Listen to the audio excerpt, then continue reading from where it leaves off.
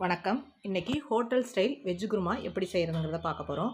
ஒரு குக்கரில் கொஞ்சமாக எண்ணெய் ஊற்றிட்டு பட்டை, கிராம்பு, ஏலக்காய் எல்லாம் பிரிஞ்சி இலையெல்லாம் போட்டு நல்லா வதக்கிட்டு ஒரு பெரிய சைஸ் வெங்காயம், 2 பச்சை மிளகா நல்லா வதக்குங்க. வதக்கணுன்னு 1 டேபிள் ஸ்பூன் இஞ்சி பூண்டு பேஸ்ட்டு அதையும் போட்டு நல்லா வதக்கிக்கிட்டு தக்காளியும் வதக்கி 1 டேபிள் ஸ்பூன் மிளகாத்தூள், குழம்பு மிளகாத்தூளே நான் போட்டிருக்கேன். அதையே போட்டுங்க. இல்லை உங்கள்கிட்ட மல்லி மிளகாத்தூள் இருந்துச்சுன்னா தனியாக போட்டுக்குங்க. போட்டுட்டு தேங்காவோட முந்திரி பருப்பு, கசகசா, சோம்பு இதை அரைச்சி அதில் ஊற்றுங்க.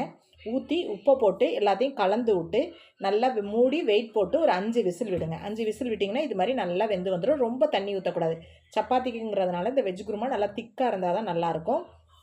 5 விசில் விட்டு ஸ்டீம் போனோன்னே எடுத்தோன்னே நல்லா குருமா நல்லா க்ரீமியாக நல்லாயிருக்கும். முந்திரி பருப்பு போட்டு அரைக்கிறதுனால நல்ல டேஸ்ட்டாகவும் இருக்கும்.